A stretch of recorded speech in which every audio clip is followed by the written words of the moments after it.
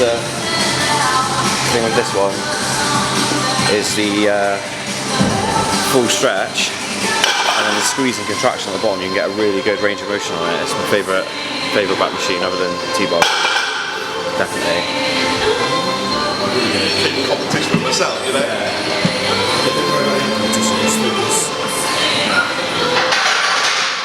So full stretch and most contraction, there it is.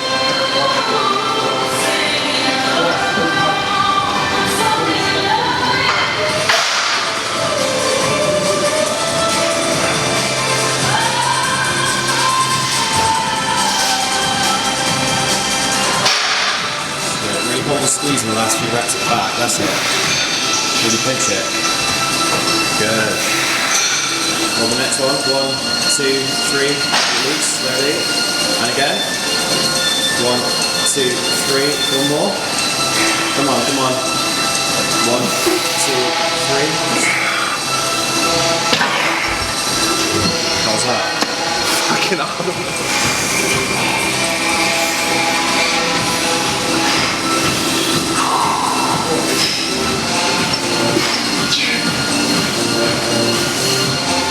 Go on, Steve. Come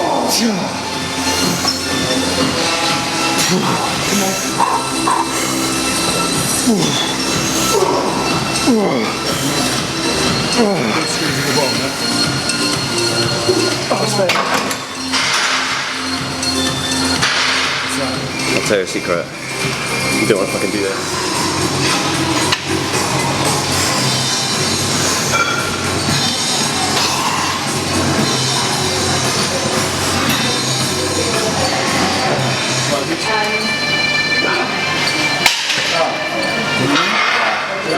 So lock in that position.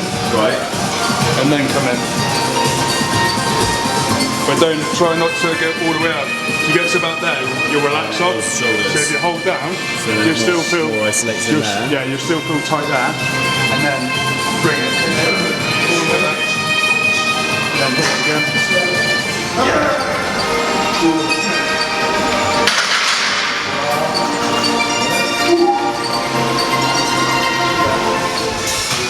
So when it gets to this stage on the breath, I always find it's easier when you're leaner, so you can see like the muscles working and where they are.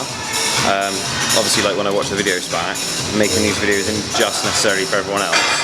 It's also a case of I can watch them back, see what my form's doing, and like Jamie's just said then, I roll my shoulders and stretch up too much, and I've got to roll them back in there, and then you can keep the contraction on the back, and it's all just focusing on the muscles that you want to be working. What you'll see on this set now.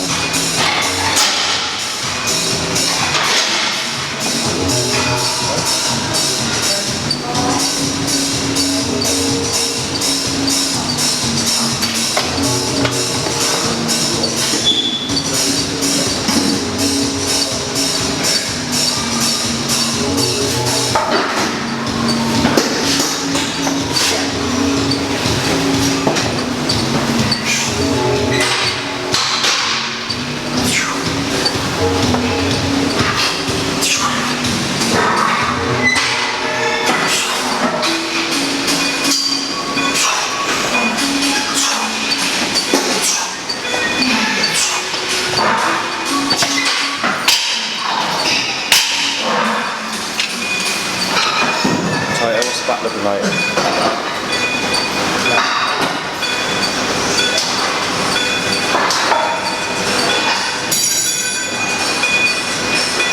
Yeah, so that's what I'm on about.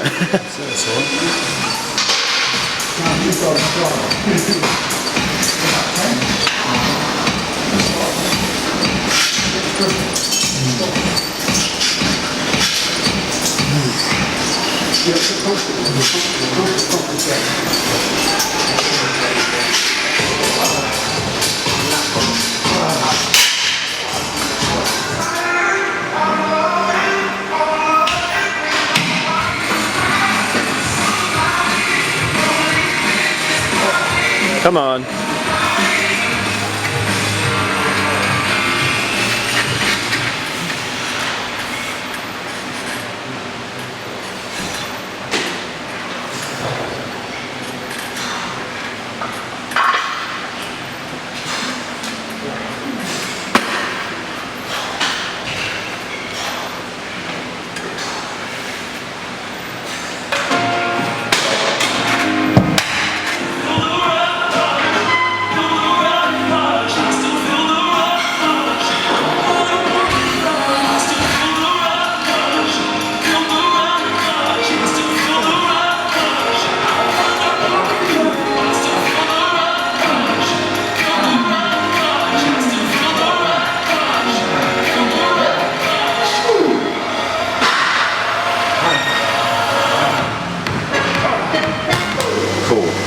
So I wanted to get a bit more of a difference on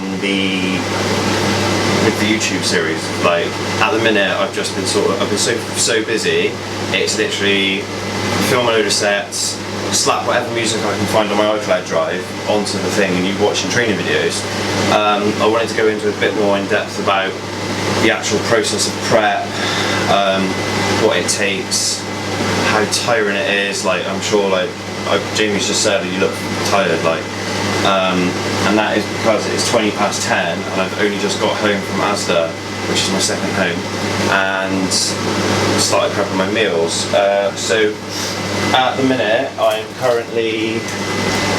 diet is 2 low days on the bounce with a high day, and on my low days I have egg whites in the mornings with 30 grams of fresh blueberries and a whey isolate, which I always go. The only whey isolate that is ever not messed up with my stomach is the Diametize ice isolate. Yeah, so that says it all. 100 ISO 100 hydrolyzed. I got strawberry because I mixed it with blueberries and egg whites. And the great thing about this is I'm not sponsored by anyone, so I can just, like, no bullshit, tell you what supplements are good. I'm using glutamine and creatine, and for training I am drinking Extend. I like the strawberry mango flavour the best. And then on to my second meal, which is turkey, almonds and veg, and it's literally that right the way through the day until the egg white meal again. So my low carb days are hard, and yeah, at this point you get a bit aggy and tired and cold, but it's the darker side of prep then, that you are going to be tired, and basically if you're not tired and you're not absolutely white, then and you're not about to bite someone's head out or rip someone's throat out, then yeah, you're just not doing it right. It's as simple as that. That you want to be at a point where you're questioning yourselves, and this is exactly why I've really preached about having a coach, because I'm constantly saying to Jamie 10 minutes ago, I was like, you think I look alright then? You think I look alright then? And it's like, well, this is why you've got a coach, so that they're telling you what you're doing. Because if you take it on yourself, I've found in previous years, I will justify things. So when I'm tight, I've got a leg injury at the minute, and I'm battling through that, and when you feel run down and whatnot, you justify it and you're like, oh, well, I'm tired, my body's obviously telling me something, I need a rest, I need a cheat meal. It's like, no you don't. So you have someone who is there over you, and what I'll tell you is I haven't had a cheat meal for 7 weeks, which wasn't even a cheat meal, it was an off-plan meal, and it was Nando's. I can tell you what I had as well. It was a Fino Pitta, no, it was a double chicken pitta with halloumi, and I had mashed potato and super grain salad. So it wasn't like I went out and had an all-out Burger King or McDonald's. I don't know why I said Burger King, because McDonald's is a boy. And the reason for that is the diet's been so sustainable throughout. My calories have been higher consistently because I'm not binging at the weekends. So what you'll see a lot on Instagram is, I'm going to talk to you more while I'm cooking because that George Foreman is ticking at me. What you'll see a lot on Instagram is your average calories for the week, and basically they're over here. Basically when you do if you eat chicken and veg all week, you're only eating 1,500 calories a day, but then on Friday, Saturday, Sunday, you binge through 10,000 calories of McDonald's, chocolate, cream, ice cream, crisps. Your average for the week completely changes. Whereas doing it the way I've been doing it, my calories have remained at a nice consistent level all the way through, instead of low spike, back down again. And I just find it much more sustainable. The weights come off slower, steadier, it's more enjoyable. And I tell you something, up until the last 2 days, I've enjoyed every single bit of this prep. but the last 2 days is where I started to struggle, and that's saying something. So yeah, that's just a bit of an insight into it. If I could get some Instagram messages, DMs, WhatsApps from those who know me about any preferences, things you want me to talk about. You obviously get the journey up to the show, and the actual show day will be an episode of itself. Yeah, I remember when you were that fat little kid. No, not really fat little kid, but when you just come out of hospital, yeah, just about to go and meet me, to sort to coach me, etc. And we went down to Cafe Nero. Literally, didn't even look like you've been in the gym, because obviously you just had you just come out of hospital, sorry.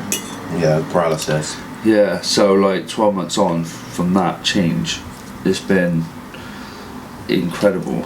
Like, do you know what I mean? Because you're definitely going to get your card. Like, there's no doubt about it.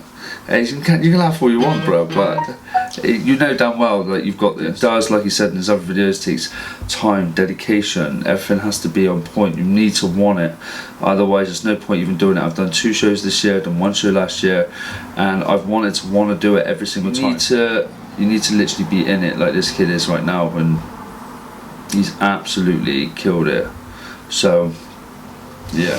You know, the tan, the posing shorts, the posing practice, sleeping, rest, the food you're eating, the drink you're consuming, everything, especially in those last few details, deep tissue treatment, stretches, skincare, skin prep, it all adds up, and it's some of those little things that not everybody might want to do that are going to take you up to that point.